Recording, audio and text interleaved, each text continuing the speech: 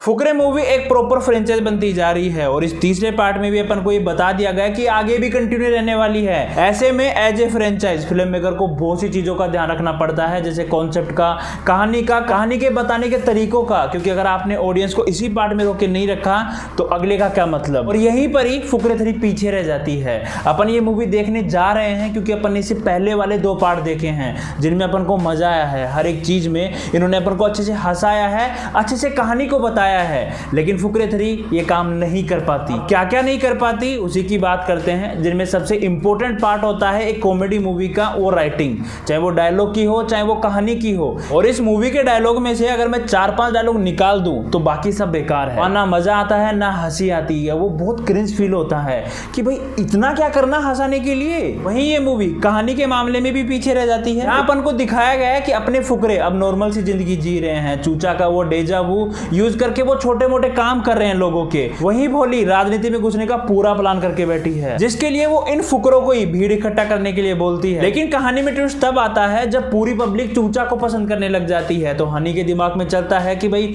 चूचा को इलेक्शन लड़वा देते हैं। ये जब भोली को पता चलता है तो वो एक प्लान बनाकर इन सबको अफ्रीका भेज देती है। फिर अफ्रीका से ये भगवान भरोसे वापस इंडिया पहुंचते हैं, इलेक्शन लड़ते हैं, पता नहीं क्या क्या बकचोदी होती है। अपने और डेजा चू का डंडा मुश्किल से हजम हुआ था, अब ये मतलब इस चूचे का मूत नहीं बारूद है, जो बेतुकी लगती है। क्योंकि कहानी से भाई कनेक्ट तो करने दो थोड़ा सा। कनेक्ट तो भाई अपन किसी कैरेक्टर से भी नहीं हो पाते। मेरे को पंकज त्रिपाठी से बहुत उम्मीद थी और चूचा से भी बहुत थी, लेकिन चूचा ने भी भाई क्रिंज की सारी हदें पार कर दी। मैं ये नहीं बोलता उसकी हरकतें देखकर हंसी नहीं आती है, पर बहुत कम मोमेंट पर। बाद में तो लगता है कि भाई इतना भी चोमू नहीं बनना, वैसे कुछ भी हो रहा है और तो कुछ भी कर रहा है। त्रिपाठी वो भी वो काम नहीं कर पाए जो वो कर सकते थे, और इनको जो डायलॉग दिए गए वो भी नॉर्मल ही थे। और इन दोनों के साथ में लाली और हनी का काम भी बढ़िया ही था जो उनको दिया गया है। और ये पूरी मूवी चूचा के लिए है, इसको चलाने का काम भी चूचा के ही कंधों पर है, क्योंकि बाकी किसी को भी प्रॉपर स्क्रीन नहीं मिली। और साथ में भोली का भी अपन को वो स्वैग देखने को नहीं मिला जो इनके लास्ट 2 पार्ट में देखने को मिला था। मूवी का फर्स्ट हाफ सेकंड हाफ से अच्छा है। फर्स्ट हाफ में कहानी थोड़ा स्लो चलती दिखती है,